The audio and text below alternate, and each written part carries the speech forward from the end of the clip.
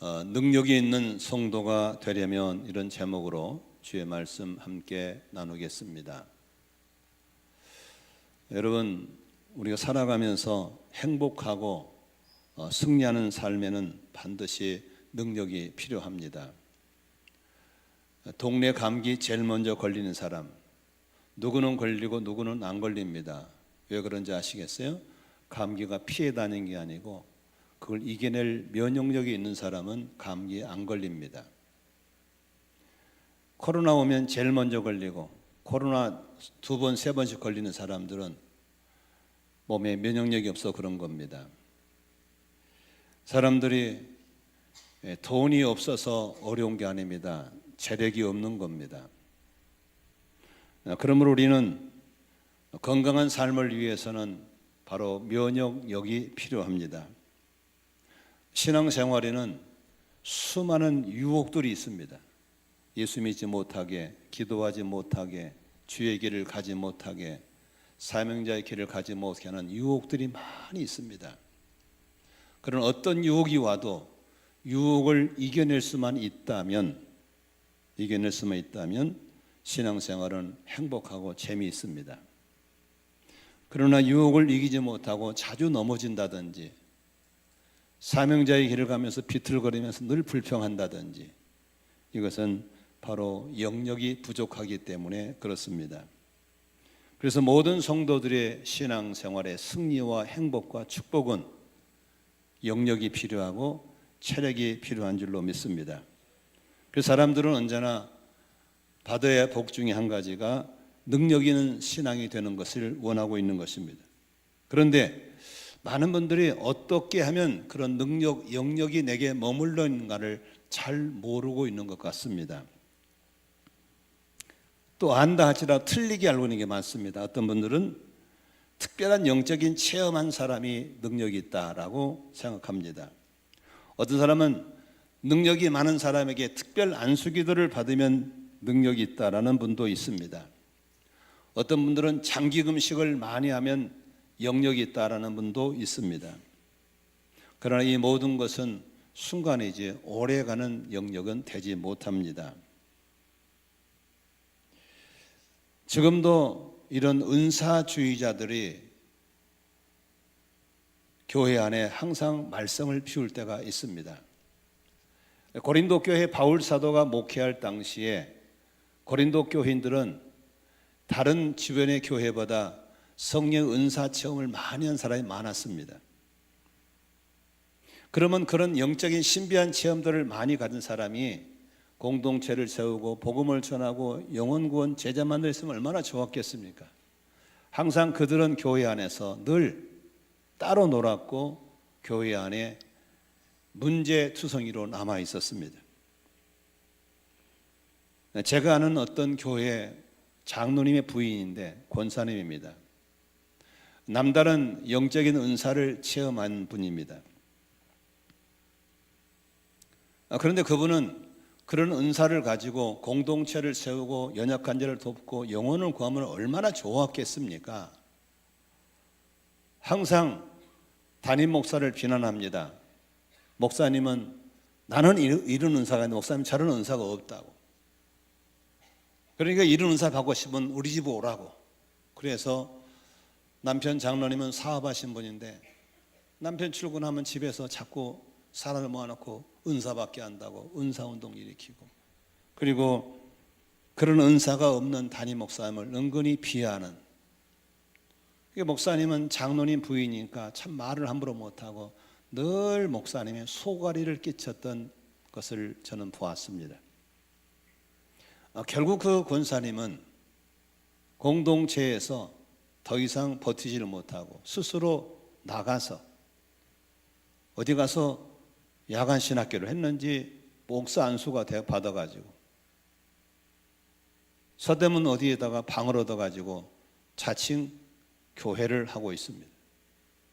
여러분, 그런 교회 부흥되는 거 봤습니까? 거기서 무슨 영혼군 되는 거 봤습니까? 아무도 알아주지 않습니다. 그 장로님만 입장이 곤란해 됐어요. 마누라 따라 가자니 그렇고 교회에 남아있자니 그렇고 얼마나 덕이 안 된지 모릅니다. 무엇이 능력인지, 능력을 어떻게 받는지, 능력을 받아서 어떻게 사는 것이 능력인지를 잘 모르는 분들이 고린도 교회도 있었고 지금 시대도 있다고 하는 것입니다. 여러분에게 질문하고 싶습니다.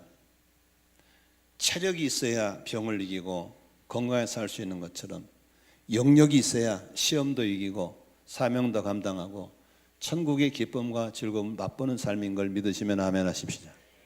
그런 영역이 있고 그런 능력이 있는 성도가 되기를 원하시면 아멘 하십시다. 첫째로 오늘 본문에서 바울 사도는 그렇게 사는 비결을 세 가지로 말씀하고 있습니다. 첫 번째, 진정한 성도의 능력은 남에게 없는 나에게만 있는 강함을 통해 나온 것이 아니라 나에게 있는 약함에서 나온다고 말하고 있는 것입니다. 사도 바울은 자기를 늘 찌르고 괴롭히는 몸에 가시가 있었습니다.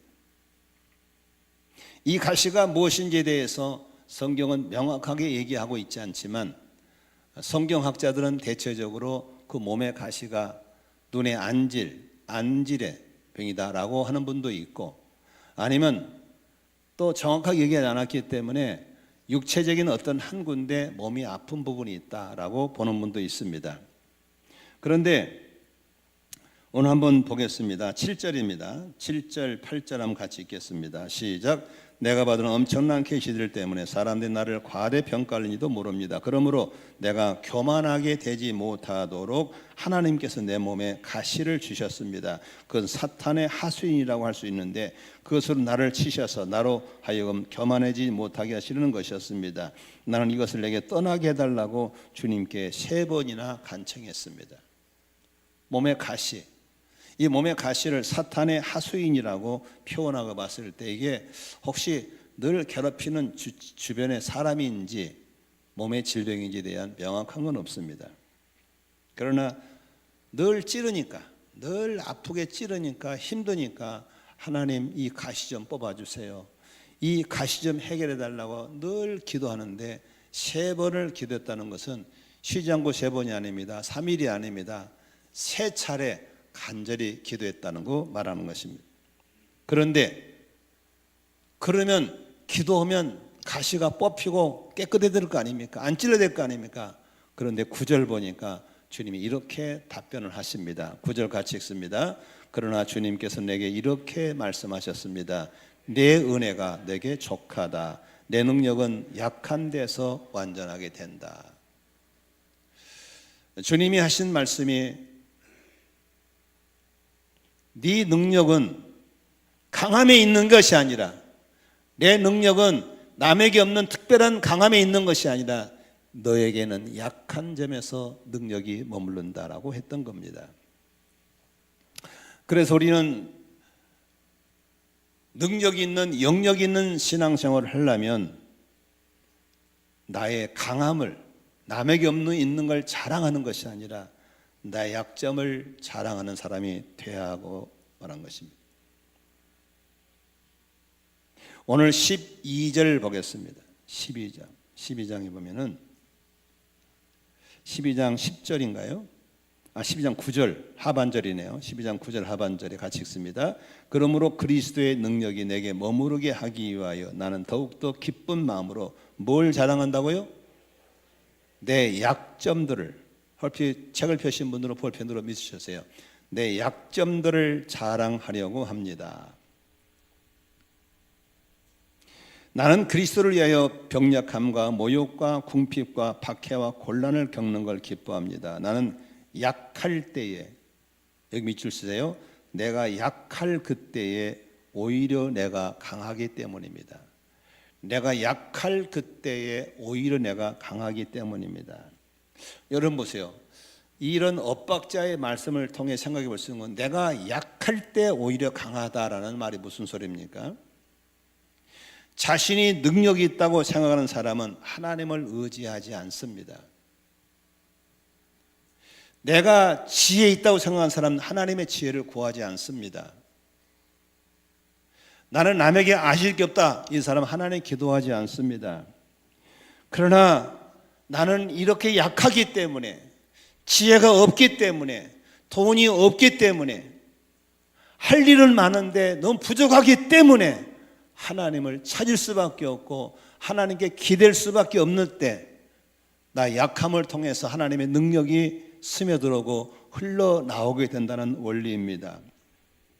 그래서 바울 사도는 남에게 없는 강함, 장점들을 자랑한 것이 아니라 남에게 없는 단점, 약점을 오히려 더 사랑하고 오히려 더 자랑한다는 것입니다. 왜? 그걸 통해서 나에게 능력이 나오기 때문이라는 것입니다.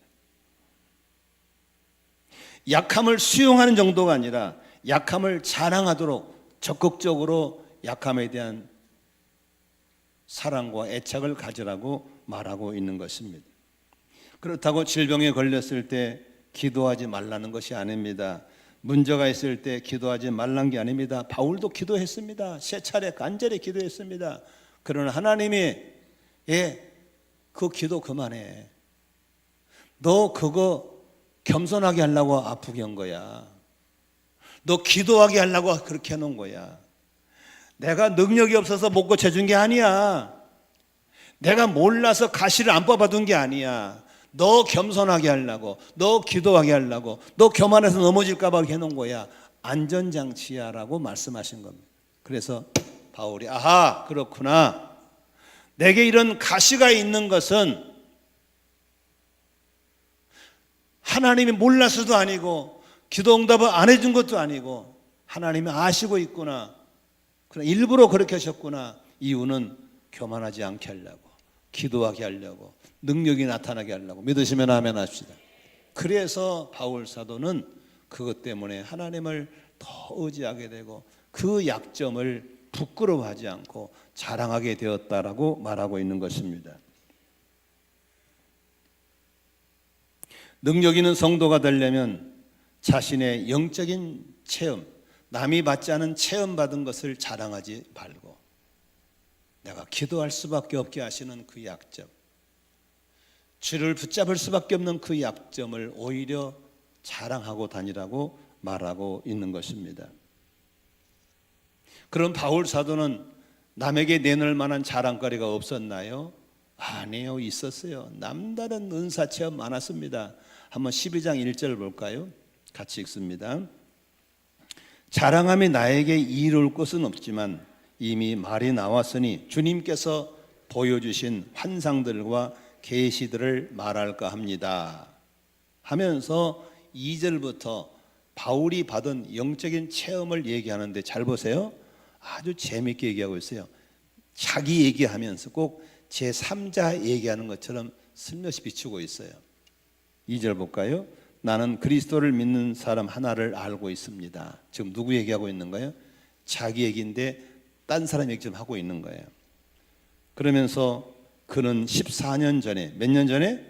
14년 전에 셋째 하늘까지 이끌려 올라갔습니다. 그때 그가 몸 안에 있었는지 몸 밖에 있었는지 나는 알지 못하지만 하나님께서는 아십니다. 나는 이 사람을 압니다. 그가 몸을 입은 채 그렇게 했는지 몸을 떠나서 그렇게 했는지를 나는 알지 못하지만 하나님께서는 아십니다.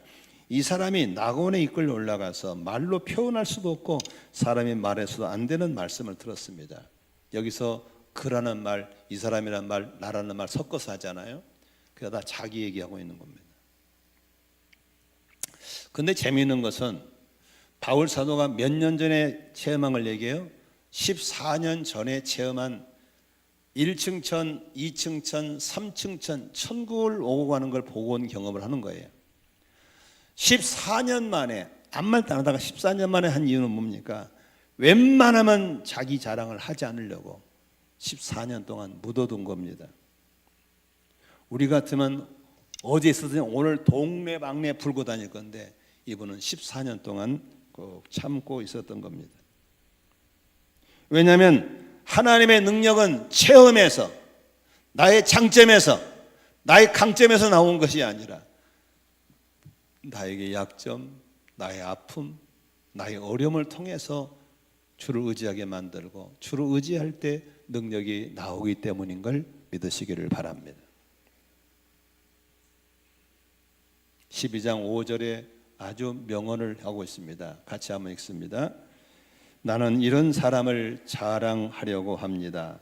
그러나 자신을 두고서는 내 약점밖에는 자랑하지 않겠습니다. 내 약점밖에는 자랑하지 않겠다. 이렇게 말하고 있는 겁니다. 영적 체험을 하거나 능력을 받는 것이 나쁜 것은 아닙니다. 영적 체험 필요합니다. 능력 있는 분에게 안수 받는 거 필요하죠. 장기 금식하는 것도 필요합니다. 그러나 진정한 성도들을 하여금 굳게 서서 열매 맺게 하고 승리케 하시는 진정한 능력은 나의 약함 때문에, 나의 부족함 때문에 주를 의지할 수밖에 없고 기도할 수밖에 없는 나의 가시에서 나온다는 사실을 기억하시기를 바랍니다.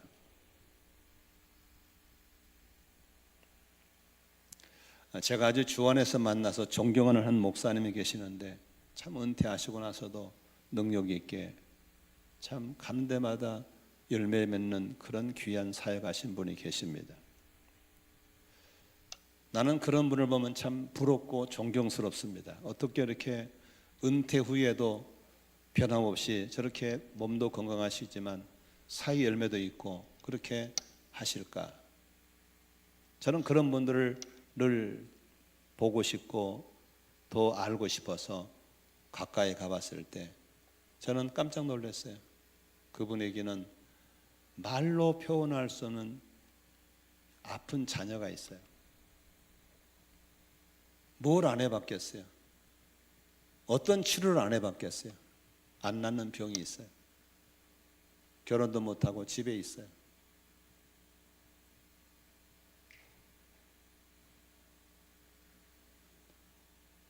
기도를 안 해봤겠어요? 병원을 안 가봤겠어요?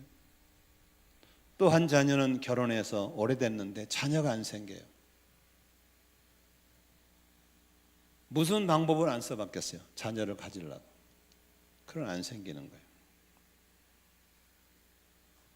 사람들은 아니 저쯤 되는 목사님 집에 저런 아픈 딸이 있다니, 저렇게 훌륭하게 크게 쓰임받는 목사님에게 저렇게 손주가 안 생기다니, 이게 뭔 일이요?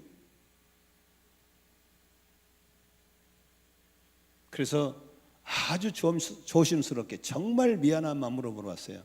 목사님, 제가 우연히 들었는데요, 목사님 집에 그렇게 아픈 딸이 있다고 들었습니다. 정말 아픈 부분을 내가 건드린 거잖아요. 얼마나 미안한지 몰라요. 근데 그분이 전혀 놀라지 않아요. 아이, 목사님 무슨 들으셨나 보죠. 예, 저는 그런 딸이 있어요. 대학교 다닐 때 참 똑똑하고 유능하고 실력도 있었는데 우연한 충격적인 한 사건이 있어서 그때부터 우울증이 오기 시작해서 점점 심해져서 지금은 이제 치료가 불가능하고 자립이 불가능하게 됐어요. 목사님 기억날 때마다 기도해 주세요. 이게 저희 부부의 늘 기도 제목입니다. 또 물어봤어요. 며칠 있다가 목사님, 그런데 듣자 보니까 아드님이 결혼해서 이렇게 오래됐는데 아기가 안 생긴다면서요. 예, 그것도 알게 됐어요. 예, 맞습니다. 지금 결혼해서 이렇게 오래됐는데 아기가 안 생깁니다. 아기를 가져보려고 온갖 의학, 과학 다 동원했는데 아기가 생기지 않습니다. 목사님, 이게 저희 부부의 간절한 기도 제목입니다. 기도해 주세요. 저는 그 얘기를 듣고 그 목사님의 뒤를 보고 절을 했습니다. 존경합니다. 저 목사님이 저렇게 겸손하게, 저렇게 힘있게, 능력있게 쓰임받는 것은 저 약점 때문이군요. 저 약점 놓고 기도하고 약점 때문에 겸손하고, 만일에 남들처럼 애도 잘 낳고 손주도 잘 낳고 딸도 쭉쭉방방 잘 나가고 아무 걱정 근심 없다면 기도했겠어요? 겸손하겠어요? 아니죠. 은근히 손주 자랑, 은근히 딸 자랑, 은근히 자랑하면서 주 영광 다 까먹고 인간 냄새 풀풀 나는 그런 목사로 전락했겠죠. 여러분이 너무나 잘 아시는 여의도 순복음교회 원로 목사님 조용기 목사님, 세계적인 목사님, 기독교 전 세계 기독교사에 100년에 한 명 나올까 말까는 세계적인 주의 종인 거 너무나 잘 아시죠. 그분의 그런 능력이 어디서 나왔을까요? 남다른 은사 체험에서, 남다른 학벌에서, 남다른 인물에서 나왔을까요? 아닙니다. 그분은 우리가 상상도 못할 수 없는 가시가 있었습니다. 첫째는 몸이 아프셔서 피를 토하는 폐기력부터 시작해서 각종 질환을 다 알아내는 연약한 몸이었습니다. 아들 셋 중에서 큰아들이 탕자가 되어서 온 집안 망신, 교회 망신, 주님 망신 다 시키고 돌아다닐 때 얼마나 힘들고 안타까웠겠습니까? 그리고 정말 가진 것 다 쏟아서 다 망한 사람들 살려서 고쳐서 사장 만들고 그렇게 성공을 시켜놨더니 등에 칼 꼽는 배신자들 때문에 얼마나 괴로웠겠습니까? 그런 나도 알지만 또 본인만이 아는 얼마나 많은 가시와 아픔들이 있었겠습니까? 하나님 이 가시를 뽑아 주십시오. 하나님 이 가시를 어떻게 감당하면 좋겠습니까? 이것이 그분에게 능력이 나오게 만들고 능력이 머물게 했던 것을 믿으시기를 바랍니다.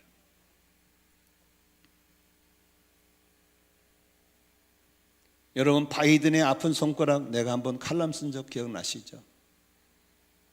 그 바이든 대통령이 그냥 대통령이 아니죠. 어느 날 사랑하는 딸과 아내가 교통사고로 죽습니다. 얼마나 힘들고 어려운지 몰라요. 아들 둘 남았는데 큰아들이 참 똑똑하고 공부를 잘해서 은근슬쩍 큰아들을 자랑할 만했어요. 유명한 법조인이죠. 판사죠. 변호사죠. 근데 그 아들이 암으로 죽습니다. 얼마나 힘들고 어려웠겠어요. 이제 아들 하나 남았는데 이 아들은 중독자입니다. 성중독자, 도박 중독자, 마약 중독자였습니다. 상대편 정적인 트럼프가 집중적으로 그 아픈 부분만 공격합니다. 그 바이든의 아픈 손가락이 그런 미국의 대통령으로 세워지게 된 것입니다. 저는 이런 얘기를 하고 싶습니다. 치악산 가면 멋있죠. 산이 참 멋있잖아요.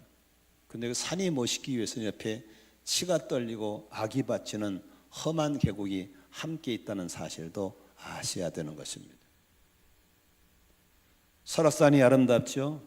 금강산이 아름답죠. 그러나 그 곁에는 험한 계곡이 같이 있는 것입니다. 그러므로 하나님의 능력이 내게 머물러 있기 위해서는 반드시 내게 약점,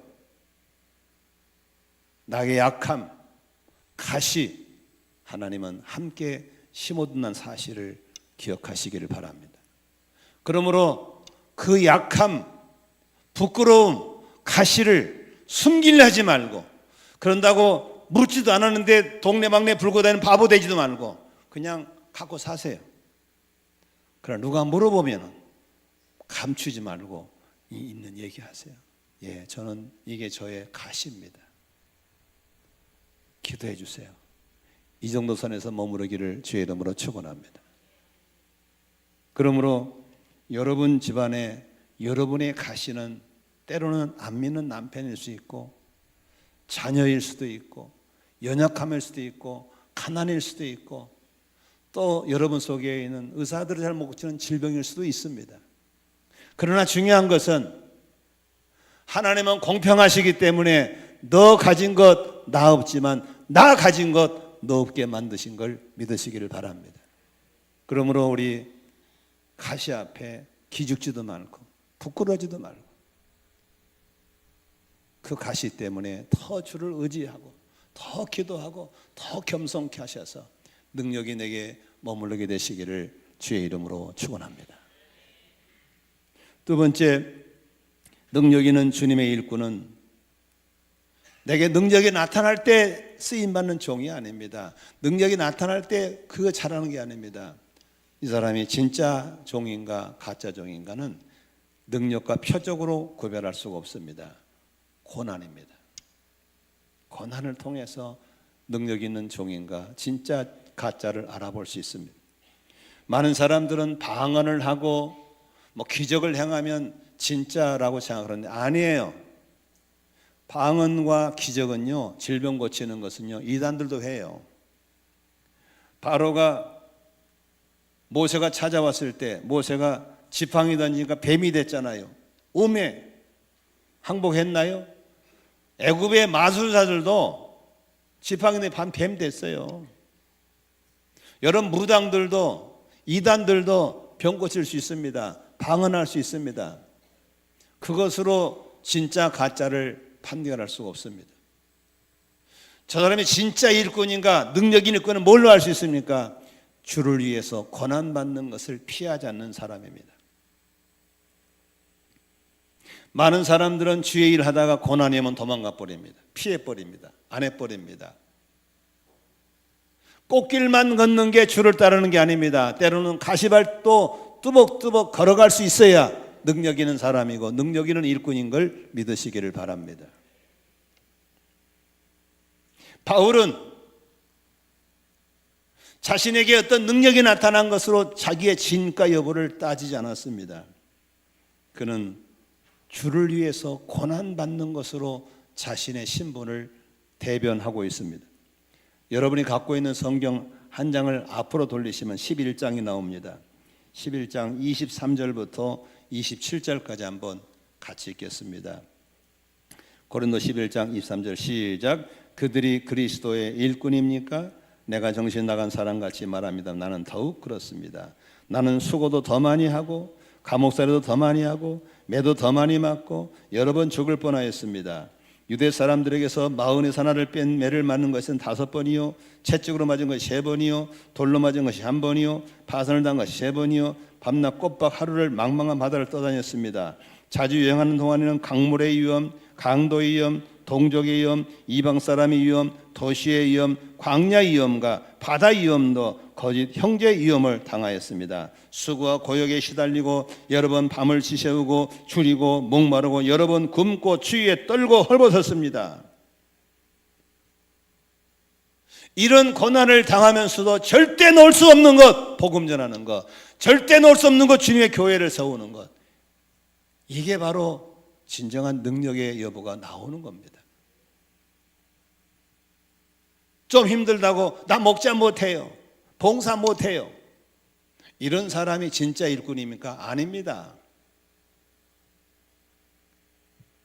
저는 말씀을 준비하면서 이 교회를 36년째 담임 목회하면서 도망가고 싶을 때가 왜 없었겠어요? 교회가 부도익이 났을 때, 누구 보고 재산문서 가져갈 수 없을 때 도망가고 싶고 그만두고 싶고 교회 해체하고 싶을 때가 왜 없었겠어요? 그러나 내게 주신 사명을 포기할 수 없었고 나를 목사라고 믿고 따르는 성도를 포기할 수 없어서 모욕스럽고 창피하고 쪽팔린 것 다 이겨낼 수 있었어요. 이 교회를 시작할 때 저에게 1200만 원의 헌금을 하겠다는 분이 있었어요. 사실 그것 때문에 월피동에 건물을 샀거든요. 계약을 했거든요. 근데 안 주시는 거예요. 이리저리 피하고 이유를 대고 안 주는 거예요. 돈은 받아야 내 것이지 안 주면 어떻게 해요? 그저 기도만 했어요. 정말 엄청 기도했어요. 지금 같으면 1,200만 원의 떡값이지만 그 당시는 너무 컸어요. 얼마나 많이 기도했던지 그분 부인의 꿈에 내가 나타났어요. 소위 가위 눌린다고 그러죠. 그분이 연락 왔어요. 찾아가면 줄 거라고. 찾아가도 여전히 안 주는 거예요. 여러분, 목사가 그 돈 1,200만 때문에 쫓아다니는 거 얼마나 힘든지 알죠. 이쪽에서는 빨리 계약대로 갚으라고 연락 오지, 여기서는 안 주고 도망다니. 돈 구할 데는 없지. 한 달 헌금해봤자 몇십만 원 안 될 때 이거 어떻게 해요? 오직 그 길밖에 없어서 쫓아다녔어요.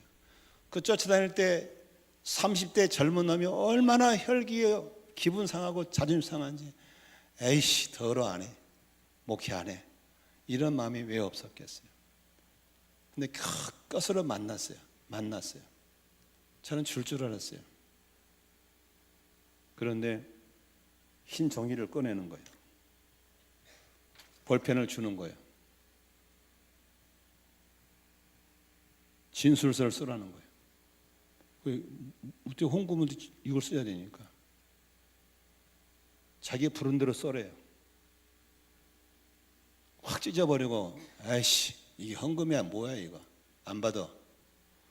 이러고 싶은 마음이 왜 없었겠어요? 이 젊은 사람 앞에 36살 먹었는데. 부른 대로 썼어요. 뜻 보더니 여기 수정하라고 또 수정구를 적어줘요. 그쯤 됐을 때 삭 찍고 나오고 싶었어요. 헌금 안 하는 것 같아요. 이게 헌금은 이렇게 하는 게 아닙니다 하고 싶은 마음이 굴뚝 같았어요. 그러나 그 당시에는 다른 길이 없었어요. 쓰고 사인하고 나오는데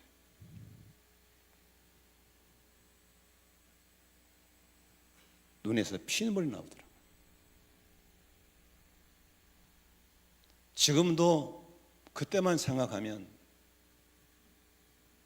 1,200만의 이자 계산해서 갖다 주고 싶어요. 그리고 그 진술서 다시 받고 싶어요.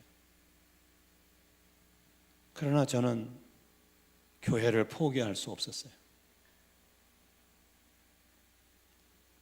몇 명 안 되는 성도지만 저를 목사라 믿고 있는 성도를 포기할 수가 없었어요. 지금 한 사건을 얘기했지만 36년 동안 제가 받는 고난, 멸시에 저를 이단이라고 그러고, 저보고 바람 피웠다고 그러고, 저보고 교회 돈 다 쓴다고 그러고, 입에도 못 담을 소리를 들을 때마다 내가 여기까지가 내가 가는 것인가. 교회는 재정은 항상 마이너스였습니다. 그러면 이 부서 저보다 돈 청구해도 안 주면 재정 담당 집사를 괴롭힙니다. 네가 뭔데? 또 그분은 제 입장에서 얼마나 안타까웠겠어요. 사례비 받아서 제대로 사모님께 갖다 준 적 얼마 없습니다. 몇 년 전부터 받지 사례비 못 받았습니다. 나도 사례비 받고 싶고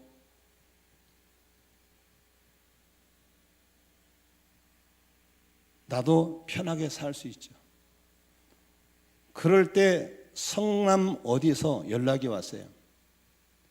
담임 목사로 오라고. 수용차 한 대 주고 집도 주고 사례비도 많이 준다고. 여기보다 훨씬 좋다고.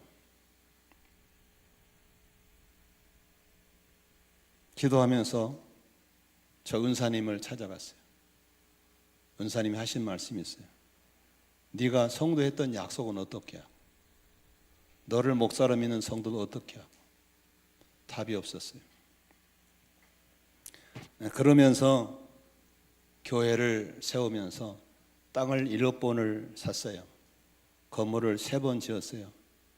10번의 일을 저지르면서 목사님 먼저 개척자 먼저 헌금해야지 누가 하겠어요?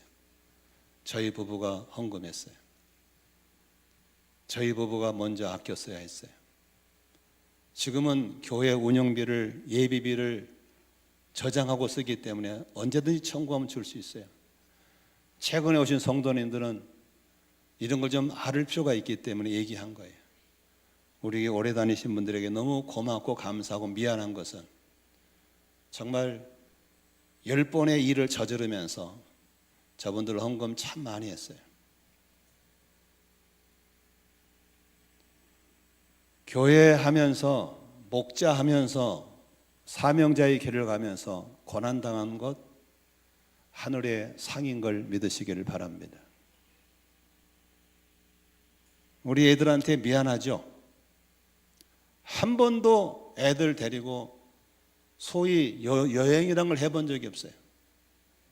아들이 미국 유학 가서 여름에 나왔을 때 가족끼리 여행 가자고 그러는데 한번 견적을 빼보니까 너무 비싼 거예요.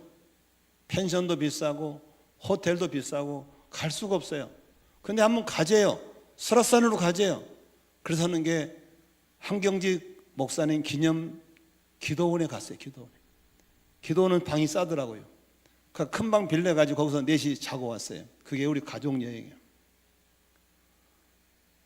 이번에 아이들이 여행 가자고 그래요. 가자. 이제는 우리도 한번 가보자. 제주도로 가요. 9월 달에 가요. 그래서 제가 그랬어요. 애들한테 경비를 쓰되 모든 경비 50%는 내가 된다.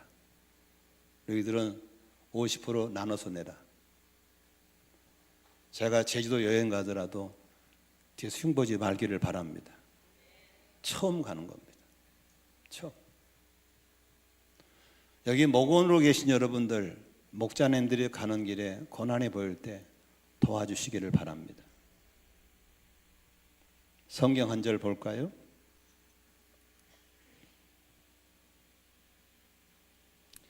베드로는 이렇게 얘기합니다. 4장 12절에, 베드로는 4장 12절에 14절 있습니다. 시작. 사랑하는 여러분, 여러분을 시험하려고 시련의 불길이 여러분 가운데 일어나더라도 무슨 이상한 일이나 생긴 것처럼 놀라지 마십시오. 그만큼 여러분은 그리스도의 고난에 동참한 것이니 기뻐하십시오. 그러면 그 영광이 나타날 때 여러분은 또한 기뻐 뛰며 즐거워하게 될 것입니다. 여러분이 그리스도의 이름으로 모욕을 당하면 복이 있습니다. 영광의 영, 곧 하나님의 영이 여러분 위에 머물러 계시기 때문입니다. 저렇게 돈 1200만 원 나한테 헌금하면서 자술서 진술을 쓰게 만들고 그것을 수첩에 꼽아 넣는 그 사람의 복이 아니라 참고 찢지 않고 견디는 나에게 복이 있는 걸 믿으시기를 바랍니다. 나는 그렇게 믿습니다. 찾아가셔서 돈 돌려주면서 이건 헌금이 아닙니다. 내가 쓴 것 주십시오. 돈 도로 받아가세요. 이러고 싶은 마음이 하루에도 12번씩 나옵니다. 그러나 교회 때문에, 나를 믿고 따르는 성도들 때문에 참고 있는 저에게 하나님의 영광의 빛이 임한다고 저는 믿고 살고 있습니다. 빌립보 3장에 이런 말씀이 있습니다. 3장 10절에 내가 바라는 것은 그리스도를 알고 그분의 부활의 능력을 깨닫고 그분의 고난에 동참하여 그분의 죽으심을 본받는 겁니다. 그리고 고난에 동참하는 게 필요합니다. 개혁개정성 1장 29절입니다. 이게 참 내가 좋아하는 구절인데 같이 읽습니다. 그리스도를 위하여 너희에게 은혜를 주신 것은 다만 그를 믿을 뿐 아니라 또한 그를 위하여 고난도 받게 하려 하심이라. 은혜 받으신 여러분, 예수 잘 믿으시기 바라고 그 은혜로 고난을 받으시기를 바랍니다. 무엇으로 진짜 짝퉁을 할 수 있는 능력이 아닙니다. 그분의 복음, 그분의 공동체를 위해서 고난을 받을 줄 아는 사람, 그 사람이 진짜인 걸 믿으시기를 바랍니다. 마지막 한 절 더 보겠습니다. 하나님의 능력 있는 성도는 사람들에게 오해받을 소지를 남기지 않아야 됩니다. 바울은 고린도 교인들이 자꾸 태클을 거는 겁니다. 시비를 거는 거예요. 짝퉁 사도라는 둥, 뭐 여러 가지 거는 거예요. 바울은 어떻게든지 폐를 끼치지 않으므로 오해의 소지를 남게 노력을 참 많이 했어요. 12장 13절 한번 같이 볼까요? 13, 14절 시작. 내가 여러분에게 폐를 끼치지 않았다는 것을 제외하고는 여러분이 다른 교회보다 못나니면 무엇입니까? 어떻게 한 것이 불공평한 처사라면 용서해 바랍니다. 나는 이렇게 세 번째로 여러분에게 갈증매가 되어 있으나 그러나 여러분에게 폐를 끼치는 일은 하지 않겠습니다. 밑줄 주세요. 여러분에게 폐를 끼치는 일은 하지 않겠습니다. 내가 구하는 건 재물이 아니라 여러분입니다. 자식이 부모를 위하여 제 시간을 쌓아둔 것이 아니라 부모가 자식을 위해서 하는 것. 바울은 고린도 교회인들에게 폐를 끼치지 않으려고 무척 노력했어요. 그 중에 하나가 재정적인 부분입니다. 교회가 어려우니까 교회에다가 손 벌리지 않으려고 바울이 직업을 갖습니다.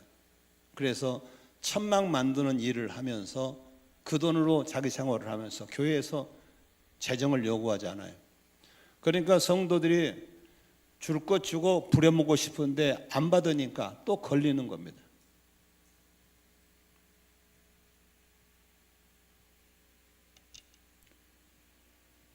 많은 목사님들이나 또 후임 목회자들이 교회에 와서 교회를 섬겨온 장로님과 갈등 속에서 재정적인 문제로 참 갈등이 많습니다.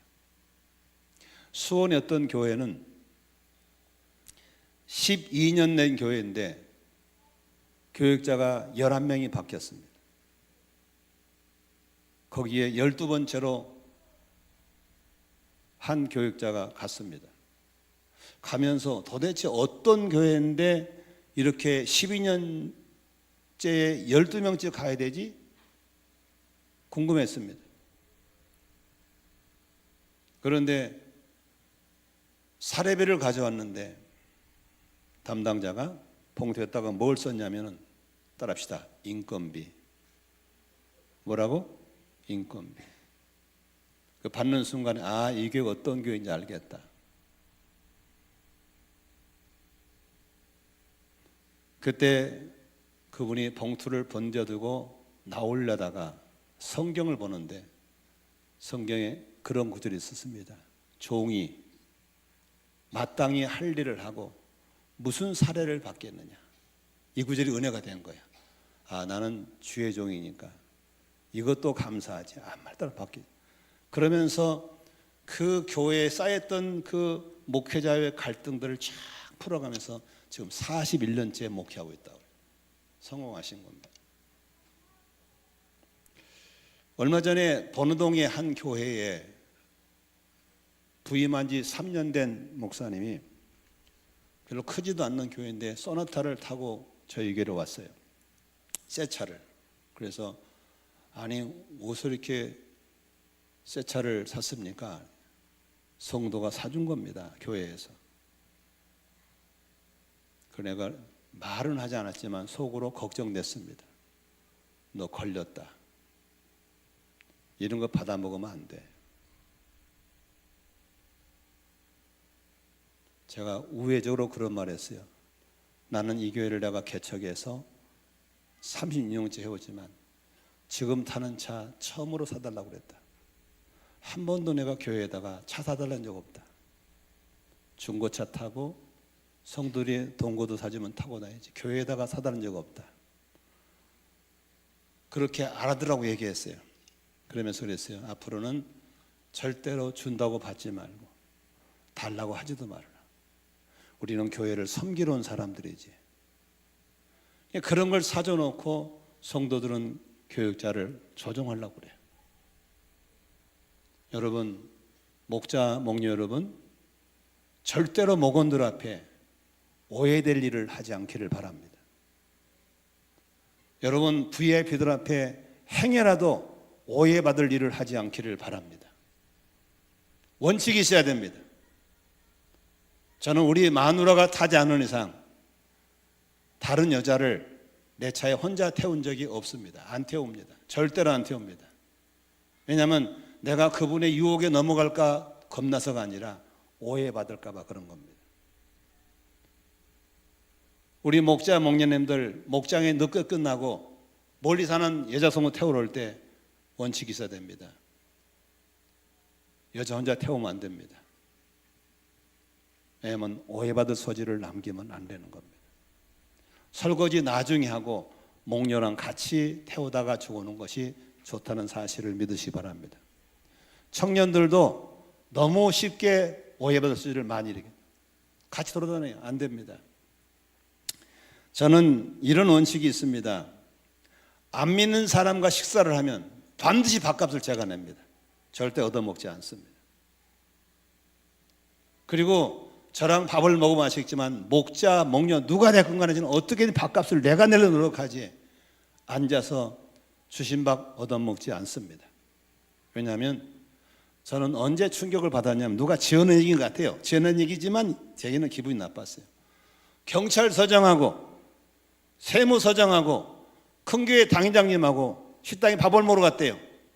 박인무 목사님 밥값 누가 냈겠어요? 뭘 머리를 굴려 식당 주인이 냈대. 저는 이 얘기를 들을 때 너무 기분이 나쁜 거예요. 경찰서장하고 세무서장하고 큰 교회 담임 목사님하고 맨날 밥이나 얻어먹은 사람으로 취급하는 자체가 너무 유쾌하지 않았어요. 그래서 김영일 목사가 사는 날 동안은 이런 명예를 회복해야 되겠다. 저는 밥값을 내가 냅니다. 아마 여기 계셔 저한테 밥 얻으면 많을 거예요. 그러니까 저하고 밥을 먹은 사람은 보통 머리 굴리지 않으면 밥값을 못 냅니다. 왜냐하면 오해받지 않게 그렇습니다. 우리 모두 이성 문제, 재정 문제, 어떤 문제도 오해받지 않도록 늘 바울사도처럼 조심하시기를 바랍니다. 따라합시다. 걸리면 넘어진다. 그게 영적 세계이기 때문에 그렇습니다. 오늘 말씀 정리하고 마치겠습니다. 오늘 혹시 말씀 들으시면서 우리는 능력이 필요합니다. 넘어지면 안 됩니다. 아멘이시죠? 우리가 가야 할 길은 꽃길이 아닙니다. 지뢰밭일 수 있고 고난의 길도 가시밭일 수 있어요. 천국의 입성을 그날까지 우리는 끝까지 승리해야 될 줄로 믿습니다. 그러기 위해서는 진정한 영역이 필요합니다. 그래서 하나님 우리에게 가시를 주시기도 하는 겁니다. 가시를 부끄러워하지 말고 자랑하고 가시 때문에 더 기도하고 겸손하기를 바랍니다. 그리스도를 향한 고난, 하늘의 상이 있습니다. 그 고난의 길을 걸어올 때 뒤돌아보면 이런 교회가 세워진 것처럼 여러분에게 아름다운 목장들이, 가정들이 세워질 줄로 믿습니다. 행여라도 남에게 오해받을 만한 일들을 아예 하지 않기를 바랍니다. 복음이 손상되기 때문에 그렇습니다. 우리 주신 말씀 가운데서 한번 분류해 볼까요? 은혜된 게 어떤 부분인지, 말씀 들을 때 불편한 게 어떤 부분이었는지, 말씀 들을 때 부담이 되는 어떤 부분인지를 돌아보면서 은혜 되신 부분은 위로받으시기 바라고, 불편한 건 회개하기를 바라고, 부담되신 부분들은 순종하기를 바랍니다. 우리 합심으로 한번 같이 기도하면서 마치겠습니다. 통성 기도하겠습니다. 살아계신 나의